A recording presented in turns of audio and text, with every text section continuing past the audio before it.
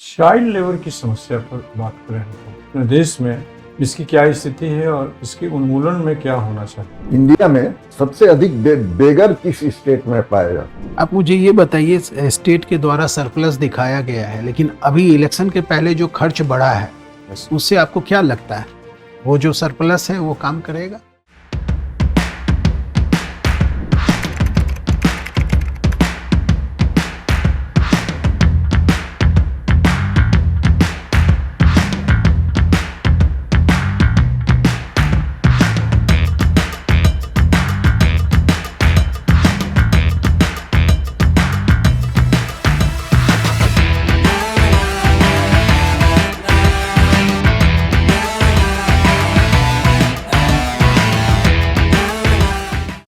मैं कम इन सर। आ जाइए, छोड़ दीजिए उसको। बैठ जाइए। राघव प्रकाश, यस बैठ जाइए आराम से। कब है इंटरव्यू? सर 20 फरवरी। 20 फरवरी को। यस अभी दिल्ली दूर है, चिंता की बात नहीं है, बहुत समय है खूब बढ़िया से तैयारी करने का। एकदम Okay, एक एक चीज को देख करके और दिमाग में कंठस्थ कर लेना है। दिमाग में कंठस्थ करना है। यहाँ तो कंठ है ही, लेकिन वहां भी कंठ है, दिखाई नहीं देता। तो कभी इंटरव्यू दिए हैं क्या Raghav? No sir. First time? Yes very good. History आपने पढ़ा यस दिल्ली यूनिवर्सिटी से, सत्यवती कॉलेज। वॉलंटियर क्या है, कहीं आप किए थे क्या? यस सर, एनजीओ है cry child rights and you, मैं उसके लिए वॉलंटियर हूँ सर। अभी हैं? यस ठीक, क्या क्या उसमें? सर, मेरा जो काम रहा है वो कॉर्पोरेट इंगेजमेंट और सीएसआर को लेकर रहा है, जिसमें कि हम कॉर्पोरेट बॉडीज को कनेक्ट करते हैं, कहाँ पे वो सीएसआर इन्वेस्टमेंट कर सकते हैं और कैसे चाइल्ड राइट्स में कंट्रीब्यूट कर सकते हैं। इसके लिए हम ऑन ग्राउंड कॉर्पोरेट बॉडीज को ले जाते हैं, बच्चों से उनका इंटरेक्शन कराते हैं और उनके लिए कुछ एक्टिविटीज ऑर्गेनाइज करते हैं, जिससे कि वर्क लाइफ बैलेंस और उनके भी मेंटल हेल्थ में इससे हेल्प मिलती है। जो कॉर्पोरेट का स्ट्रेस है और ये सारी चीज़ें हैं, उन्हें एचआर उसे मैनेज करने के लिए हमसे कांटेक्ट करते हैं और इसके थ्रू वो अपना सीएसआर कंट्रीब्यूशन करते हैं चाइल्ड राइट्स के लिए। चाइल्ड लेबर की समस्या पर बात करें हम अपने देश में इसकी क्या स्थिति है और इसके उन्मूलन में क्या होना चाहिए। बहुत से कानून बन गए, उसके बावजूद भी। यस सर, चाइल्ड राइट्स को स्पेशली चाइल्ड लेबर के लिए सर हमारे देश में सबसे अच्छी चीज़ जो हुई है वो राइट टू एजुकेशन एक्ट है, जिसमें कि हर बच्चे को बेसिक एजुकेशन और स्कूल जाना कंपलसरी किया गया है। इसका प्रभाव ये है सर कि इंडिया में 95% एबव है प्राइमरी एजुकेशन में gross enrollment ratio according to ASER report. Sir इसके अलावा ये एक पनिशेबल ऑफेंस है अगर आप अंडर एज चाइल्ड को एम्प्लॉय करते हैं किसी भी एक्टिविटी में, आइदर हजर्डस और नॉन हजर्डस। बावजूद इसके हम ये चीज़ देखते हैं कि चाइल्ड लेबर प्रेवलेंट है इंडिया में, और इसकी वजह यह है कि इकोनॉमिक वे में, इकोनॉमिक स्ट्रक्चर में अभी भी पॉवर्टी प्रेजेंट है और इसके स्पिल ओवर इफेक्ट्स हमें माल न्यूट्रिशन और क्वालिटी एजुकेशन में देखने को मिलता है, जो कि आगे चल के एक डेमोग्राफिक डिविडेंड को रिप करने में भी हमारे लिए परेशानी खड़ी होती है, क्योंकि जो यूथ होता है वो अनस्किल्ड है और एम्प्लॉयबिलिटी का इशू। आप मानते हैं कि चाइल्ड लेबर में कुपोषण की समस्या है? यस कैलाश सत्यार्थी ने यस इस पर बहुत बड़ा प्रोजेक्ट बनाया है, काम कर रहे हैं वो। यस कुछ थीम बताएंगे उनका? सर, मैं बहुत ज़्यादा अवेयर नहीं हूँ इस बारे में, बट मुझे पता है कैलाश सत्यार्थी जी को नोबेल पीस प्राइज मिला है चाइल्ड लेबर और इसके उन्मूलन के काम करने के लिए और चाइल्ड राइट्स के काम करने के लिए। मैं उनके एग्जैक्ट प्रोजेक्ट से वाकिफ नहीं हूँ। आईसीडीएस क्या? ICDS sir, ICDS integrated child development scheme है, जिसके तहत मिड डे मील स्कीम, जो कि अब पीएम पोषण हो गया है, और उसके अलावा सर एजुकेशन के लिए और इन उसमें वैक्सीनेशन और ये सारी चीज़ें इन्वॉल्व होती हैं, जो कि इम्प्लीमेंटेशन में कुछ कमी आपको नजर आती है और बढ़िया से कैसे इम्प्लीमेंट किया जाए इस प्रोजेक्ट को ग्राउंड पर? सर आईसीडीएस स्कीम के इम्प्लीमेंटेशन में एक जो कमी मुझे प्रोमिनेंटली नज़र आती है वो ये है कि कनेक्ट नहीं है ऑन ग्राउंड से। सर मुझे लगता है कि अगर हम आशा एएनएम और इवन जीविका जैसे सेल्फ हेल्प ग्रुप्स को भी इंटीग्रेट करते हैं तो वो ज़्यादा बेटर होगा कि आईसीडीएस स्कीम्स को हाउस होल्ड तक पहुंचाने अच्छा, में। आईसीडीएस अंतर्राष्ट्रीय किसी संस्था से कनेक्टेड भी है क्या? सर मैं श्योर नहीं हूँ, बट अगर आप हाँ, गेस बताइए। करने की इजाज़त दें तो हाँ। मुझे लगता है सर WHO इन्वॉल्व है इसमें वैक्सीनेशन बिल्कुल। कैंपेन्स में, मिशन इंद्रधनुष के लिए। यूनिसेफ संस्था का नाम सुना है आपने? Yes sir. क्या उसका फंक्शन है? सर यूनिसेफ काम करता है एजुकेशन के लिए, और एजुकेशन से चाइल्ड एजुकेशन से रिलेटेड, और उसके फंडिंग और उसके इम्प्लीमेंटेशन के लिए काम करता है अलग अलग देशों में। अच्छा, अभी पोलियो की क्या स्थिति है इंडिया में? पोलियो कैसे होता था, क्या कारण था, और अभी क्या स्थिति है? सर मैं बहुत ज़्यादा जानकारी तो अभी अपडेटेड नहीं हूँ पोलियो की स्थिति से सर, बट मुझे इतना पता है कि पोलियो वैक्सीनेशन स्कीम इंडिया की one of the successful scheme रही है, और इंडिया पोलियो एलिमिनेट कर चुका है। इंडिया में यस, सबसे अधिक बेगर किस स्टेट में पाया जाता है? I don't know about.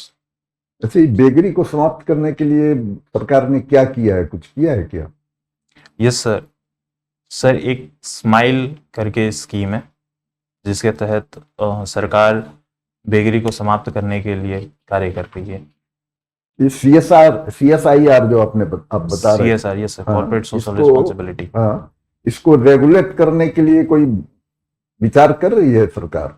Sir CSR regulation है जिसके तहत कंपनीज को पिछले 3 साल के प्रॉफिट का 2%, ग्रॉस प्रॉफिट का 2% इन्वेस्ट करना होता है सोशल एक्टिविटीज में। वो तो है, यस। लेकिन गवर्नमेंट कोई इस पर डाल रही है कि गवर्नमेंट के अनुसार वो खर्च करे, ऐसा कुछ है प्लानिंग क्या? सर अभी अगर कोई प्लान है तो मुझे इसकी जानकारी नहीं है, बट अच्छा। अभी ये वॉलेंट्री है कि कॉर्पोरेट बॉडीज ही डिसाइड करती हैं कि वो कहाँ इन्वेस्ट करना चाहती हैं इसके रिगार्डिंग। बिहार की कुछ इंपॉर्टेंट योजनाओं का नाम बताएंगे? सर बिहार की सर जो सबसे फ्लैगशिप स्कीम है वो 7 निश्चय प्रोग्राम है, जिसका 3rd फेज अभी स्टार्ट किया जा चुका है। इसके अलावा सर बिहार में महिलाओं के लिए क्या इसमें है 7 निश्चय योजना जो है, 7 third, निश्चय। उसमें क्या क्या इंपॉर्टेंट? सर 7 निश्चय योजना में इस बार सर अभी फोकस किया गया है कि रोजगार, और इसके अलावा इंफ्रास्ट्रक्चर डेवलपमेंट पे, और सर हेल्थ केयर पे स्पेशली ध्यान दिया गया है कि जो डिस्ट्रिक्ट लेवल की हॉस्पिटल्स हैं उनको मल्टी स्पेशलिटी हॉस्पिटल्स, और ब्लॉक लेवल पे एक स्पेशलिटी हॉस्पिटल्स बनाया जाए, जिससे कि जो एग्जिस्टिंग PSCs हैं उनकी इंफ्रास्ट्रक्चरल डेवलपमेंट पे ध्यान दिया जाए, और साथ ही साथ गवर्नमेंट डॉक्टर्स को प्राइवेट प्रैक्टिस करने के लिए ब्लैंकेट बैन का इम्प्लीमेंटेशन सही से हो। अभी बैंड है क्या? सर वो बैंड है बट इम्प्लीमेंटेशन में इश्यूज हैं, इसलिए 7 निश्चय 3 में इस बात को फिर से दोहराया गया है। कृषि रोड मैप क्या है? सर कृषि रोड मैप एक बिहार गवर्नमेंट की प्रोग्राम है जो प्रोग्रेसिव वे में एग्रीकल्चरल डेवलपमेंट के ओर लेके जाती है। अभी कृषि रोड मैप 4 चल रहा है जिसमें कि एग्रो प्रोसेसिंग पे ज्यादा फोकस किया जा रहा है। आयुष्मान योजना? आयुष्मान भारत सर एक वर्ल्ड की सबसे बड़ी स्टेट स्पॉन्सर्ड इंश्योरेंस स्कीम है जिसमें कि सेंट्रल गवर्नमेंट 5 लाख रुपीस तक की इंश्योरेंस प्रोवाइड करती है, और ये social and educational caste census जो हुआ था उसके बेसिस पे इसके लाभार्थी चयन किए जाते हैं। कुछ एज फैक्टर भी इसमें है क्या? अभी कुछ संशोधन हुआ है? अगर रीसेंट संशोधन है तो सर मुझे इस बारे में जानकारी नहीं है। एज है इसमें? नो सर, एज फैक्टर नहीं। बिहार की किसी महिला मंत्री का नाम बताएंगे? सर नए मंत्रिमंडल के बारे में जानकारी नहीं है कितने मंत्री हैं बिहार? सर, टोटल नंबर तो मेरे को नहीं जानकारी। कितने, कौन, किसी मंत्री का नाम आप बता दीजिए। सर अभी श्री मंगल पांडे जी हमारे हेल्थ मिनिस्टर हैं, और श्री सम्राट चौधरी जी हमारे गृह मंत्री बने। अच्छा, गवर्नर का नाम बता दीजिए। श्री आरिफ मोहम्मद। अच्छा, ये नोखा क्यों प्रसिद्ध है? क्या सर? नोखा के रहने वाले हैं, यस क्या विशेषता है वहाँ की? सर, मैं नोखा का नहीं, एक्चुअली राजपुर जगह है वहाँ का रहने वाला हूँ। वो नोखा रोड होगा एड्रेस। नोखा रोड हुआ, यस तो राजपुर रोहतास में ही है ना? Yes sir. तो रोहतास ही बता दीजिए क्यों। सर रोहतास बिहार का राइस बाउल है। पूरे बिहार में सबसे ज्यादा राइस रोहतास डिस्ट्रिक्ट में ही होती है। और क्या क्या है इसके अलावा सर वहाँ पे सीमेंट उद्योग है बंजारी में, और सर वहाँ पे खनिज के लिए अभी बिहार सरकार वहाँ पे बहुत सारे ऑब्जर्वेशन और ये सर मैं एग्जैक्ट वर्ड में मतलब सर वहाँ पे ढूंढने की कोशिश की जा रही है, बहुत सारे खनिजों को वहाँ पे एक्सप्लोरेशन चल रहा है बिहार गवर्नमेंट की ओर से वहाँ पे। वहाँ तो ऑलरेडी पाया जा चुका है, जिसका लीज भी हो चुका है। आइडिया नहीं है आपका? अच्छा, धार्मिक रूप से? सर धार्मिक रूप से वहाँ पे 51 शक्तिपीठ में से एक ताराचंडी मंदिर है और उसके अलावा गुप्ता धाम करके एक है जो कि भगवान शिव का मंदिर है वहाँ पे।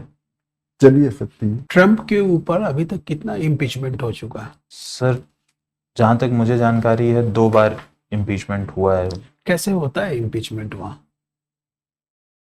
सर मुझे इस बारे में पूरी जानकारी नहीं है। ठीक। अच्छा, ये कोई बच्चा लिटरेट है, इसका पता कैसे चलता है? सर एक इंडिया में जो लिटरेसी का डेफिनेशन है उसके हिसाब से अगर कोई पढ़ लिख नहीं सकता किसी भी एक भाषा में तो उसे इलिटरेट कहा जाता है। एज क्या है? Age I am not sure sir. अच्छा, ये बताइए कि 6 से 14 वर्ष तक यस सर। इसको आर्टिकल 21A में क्यों स्थान दिया गया? सर क्योंकि एज कम क्यों नहीं किया गया? एज कम सर, अगर आप जाएंगे समझा लिटरेसी नहीं। एज अगर आप देखेंगे तो आपको समझ में आ जाए। सर ये जो 6 से 14 बच्चे तो आजकल 3 वर्ष से जा रहे हैं स्कूल, यस और स्कूल खुला हुआ भी ऐसा नहीं है कि सरकार के नज़र में नहीं है यस या कोर्ट के नज़र में नहीं है, उनको भी पता है यस। कि बच्चे 3 वर्ष से स्कूल जा रहे हैं, मॉन्टेसरी में जा रहे हैं। सर 6 वर्ष से पूर्व के लिए डीपीएसपी में इसका प्रावधान है और सर 6 से 14 फंडामेंटल राइट है, इस मैं वजह यही से पूछ आर्टिकल रहा हूँ कि 21 6 से 14 ही क्यों बनाया गया, उसके पहले का क्यों नहीं बनाया? Not sure. बच्चे तो जा ही रहे हैं ना, यस सर। तो सर, फिर अभी उनको नहीं- एड्रेस क्यों नहीं किया गया? सर इस चीज को नए एजुकेशन पॉलिसी जो NEP 2020 है उसमें ये एड्रेस किया गया है, जिसमें कि 5+3+3+2 जो है उसमें प्ले स्कूल और प्री नर्सरी स्कूल को इंटीग्रेट किया गया है होलिस्टिक एजुकेशन सिस्टम में। ठीक है। ये मनरेगा के स्थान पर अभी क्या आया है? सर VVG राम जी करके एक स्कीम आई है, विकसित भारत। अच्छा, उसमें क्या है कि स्टेट का 40% कंट्रीब्यूट करना है।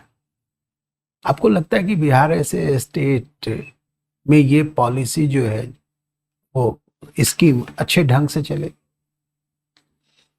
सर अभी एक चीज जो बहुत ज़्यादा मेरी समझ में हाईलाइट होनी चाहिए वो ये है कि बिहार अभी रेवेन्यू सरप्लस स्टेट है।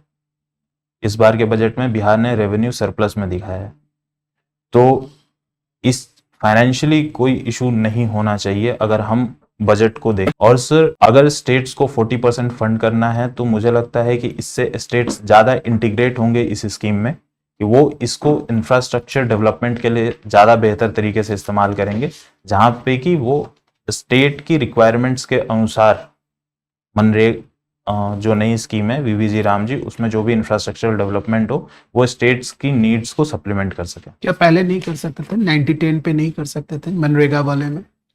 सर पहले भी करते थे बट उसमें बहुत सारी इरेगुलरिटीज थी और स्टेट्स की अकाउंटेबिलिटी कम थी क्योंकि फंडिंग सेंटर की तरफ से आता था। आप मुझे ये बताइए, स्टेट के द्वारा सरप्लस दिखाया गया है लेकिन अभी इलेक्शन के पहले जो खर्च बढ़ा है Yes. उससे आपको क्या लगता है वो जो सरप्लस है वो काम करेगा? सर इलेक्शन से पहले जो भी स्कीम्स लॉन्च की गई हैं उन स्कीम्स में सर वो ऑलरेडी प्लान्ड स्कीम्स थी, कोई इमीडिएट उसका ये रिपरकशन मुझे देखने में नहीं लगता कि होगा। क्या प्लान क्या थी? पैसे कहाँ से आएंगे? सर बिहार लगभग 1 लाख करोड़ रुपया जो है Yes, वो डायरेक्ट ट्रांसफर है बैंक अकाउंट में, तो ये कहाँ से आएगा? सर ये एक रेवेन्यू जनरेशन के लिए ये कोई डायरेक्ट बेनिफिट ट्रांसफर नहीं है। फर्स्ट ट्रांस जो 10,000 रुपीज सेल्फ हेल्प ग्रुप्स को ट्रांसफर किए गए हैं वो इस बेसिस पे ट्रांसफर किए गए हैं कि ये और रोजगार जनरेट करेंगे। स्कीम का नाम है मुख्यमंत्री महिला रोजगार योजना। इट्स स्पिल ओवर इफेक्ट जो होगा मार्केट में, उससे रेवेन्यू जनरेट होगा, जिससे कि फर्दर जो अगला ट्रांच है 2 लाख रुपीस का, वो रिलीज किया जाएगा। कैसे होगा, मुझे जरा सा समझाइए इसको। सर, जो स्कीम इस तरीके से लॉन्च की गई थी कि जितने भी सेल्फ हेल्प ग्रुप्स में महिलाएं हैं, जो जीविका दीदी हैं, उन्हें 10,000 रुपीज ट्रांसफर किया गया था, और इससे कि वो एक कुटीर उद्योग, एमएसएमई या फिर हाउस होल्ड एक्टिविटीज में वो इनकम जनरेट कर सके, और अगर वो एक वाइबल इनकम जनरेट करने में सक्सेसफुल हो जाती हैं तो उन्हें अगला ट्रांस जो कि 2 लाख रुपीस का है वो रिलीज किया जाएगा। ठीक है, अभी जो बर्डन आया है वो कहाँ से, वो पैसा कहाँ से आया? आई am not sure about that. और अभी सबका जो सैलरी बढ़ाया गया, स्टूडेंट्स को जो पैसा दिया गया 1000 रुपीज, पेंशन बढ़ाए गए, विधवा पेंशन और वृद्धा पेंशन, तो इसमें जो पैसा बढ़ा है वो कहाँ से आए? सर, स्टेट गवर्नमेंट के पास एम्पल सोर्सेज हैं। नहीं, मैं आपसे जानना चाह रहा हूँ, स्टेट गवर्नमेंट तो सोच के की है, मैं आपसे जानना चाह रहा हूँ कि क्या है। सर, स्टेट गवर्नमेंट के पास sir GST most prominent source है। इसके अलावा सर जो सेंटर से ट्रांसफर होते हैं ग्रांट्स, बिहार गवर्नमेंट का more than 50% of the income centre के ग्रांट्स से होती है। उसके बाद जो रेवेन्यू गवर्नमेंट जनरेट करती है through GST, and then sir I think उसी से पैसे आएंगे। ठीक है सर। रजिस्ट्रेशन से भी आते हैं, बहुत अमाउंट आते हैं रजिस्ट्रेशन से। यस, बहुत दैट इज बड़ा आल्सो, यस सर, वो बहुत भी बड़ा एक source है। सोर्स है। चलिए, बात हो गई आपसे।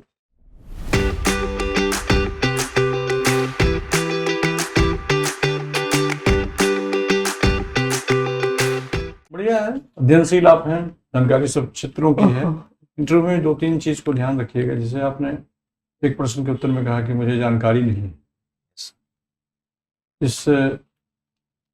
इस के जगह यह कहना कि मुझे अभी रिकॉल नहीं हो रहा है। Okay sir. दोनों के स्पिरिट में और इंटेंशन में फर्क है। जैसे आप कहेंगे मुझे रिकॉल नहीं हो रहा है, आपका इंप्रेशन इस्टेब्लिश होता है कि हाँ भूल गया होगा, अभी याद नहीं आ रहा।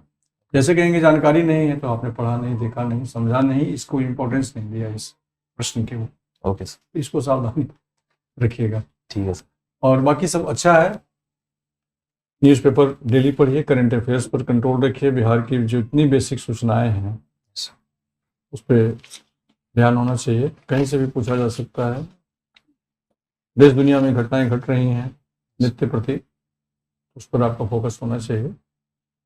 इंटरव्यू के ड्रेस तो स्पोर्ट्स तो नहीं चलेंगे, काफी शॉर्ट नोटिस पे मुझे यहाँ बुलाया कोई गया, बात नहीं, इस वजह तो से। उसको आप देख लेंगे, अकॉर्डिंगली कर लेंगे। Sure sir. और कोई क्वेश्चन आपका हो तो?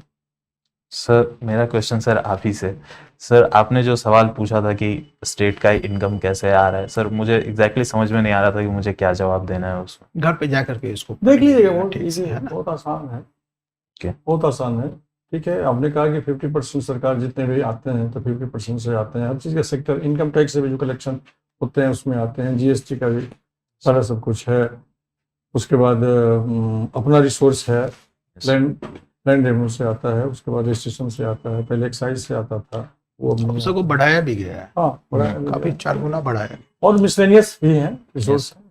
गाड़ी बना के जाएंगे ना। Yes sir. अच्छा, एक क्वेश्चन का आप जवाब दीजिए। Yes sir. ठीक है, आप उल्टे साइड से क्यों अधिक किए हुए हैं? सब लोगों का उसके पीछे रीजन क्या है? सर, बचपन में मुझे चोट लग गई थी, तो यहाँ पे मेरा एक मार्क है, तो उसे ढकने के लिए मेरे फादर ने उसे इस तरीके से कॉम करना स्टार्ट कर दिया। सही है। और कुछ लोग अपना आदत से भी करते हैं, अपना उनके चॉइस है, यस, कोई इशू नहीं है। चलिए, जानकारी मिल गई आपके। बाल थोड़े से छोटे हों, कटिंग करा लेंगे तो अच्छा रहेगा, क्योंकि उस समय तक ये बाल काफी बढ़ जाएंगे आप। यस, अभी टाइम है अभी। ठीक है, ऑल द बेस्ट। और सर एक हाँ। मतलब मेरे बोलने के लहजे में कोई परिवर्तन या फिर मतलब एज ए एक्सप्रेशन मैंने कोई नहीं, एक्सप्रेशन ठीक है आपका, कम्युनिकेशन भी ठीक है, अंडरस्टैंडिंग भी है, एनालिसिस भी आप करते हैं, बैलेंस्ड व्यू भी है। लेकिन कोई भी आंसर करने के दौरान इस बात का ध्यान रखना है कि हम स्टेट गवर्नमेंट के इस पर नहीं कर रहे हैं क्वेश्चन। मेरा क्वेश्चन आपसे है कि आप बताइए कि क्या क्या सरकार सोच करके ये काम कर रही है।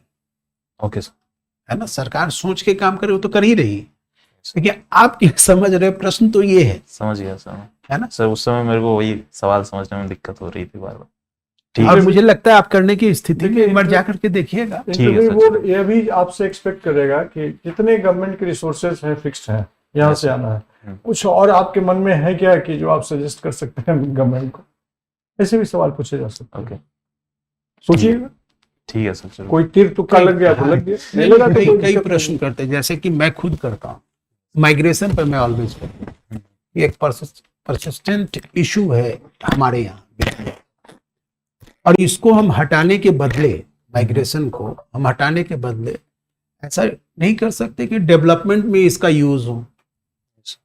किसी चीज को आप आपदा को अवसर में बदलने की जो बात है, तो कैसे इसको डेवलपमेंट में इसको यूज करेंगे? तो मैं ऑलवेज सामने वाले से सुनना चाहता हूं कि कोई इनोवेटिव आइडिया उनके तरफ से आए। सर और अभी कई बार ऐसा होता है, कुछ स्टूडेंट होता है जो बहुत अच्छा जवाब देके चला जाता है, कुछ रास्ता सामने आ जाता है। तो ये चीज जो है ना, ऐसा क्वेश्चन आपको हमेशा एक अच्छे पोजीशन में लाके खड़ा कर देता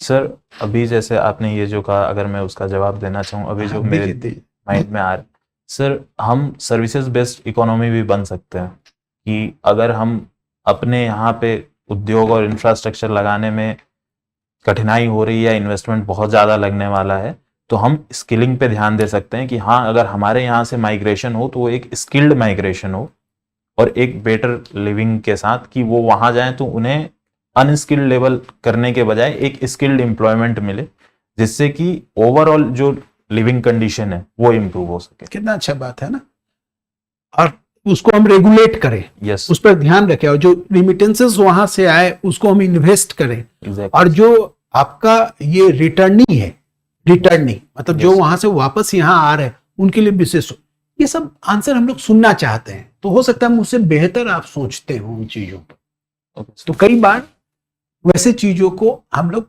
स्टूडेंट से इसलिए पूछते हैं क्योंकि हम उनके जो इनोवेटिव और क्रिएटिविटी है उसको भी देखना चाहते हैं। ओके, ठीक है, ठीक है। और उसको प्रैक्टिकली यूज करने के लिए तो आपको सर्विस में जब जाएंगे तो बहुत स्कोप मिलेगा। बहुत सी चीज़ों को सरकार की जो निर्दिष्ट इंस्ट्रक्शंस हैं उसमें आप ऐड कर सकते हैं, और हो सकता है कि उसमें सक्सेस रेट बढ़ जाए, अचीवमेंट रेट बढ़ जाए। ठीक, all the best. Thank you so much.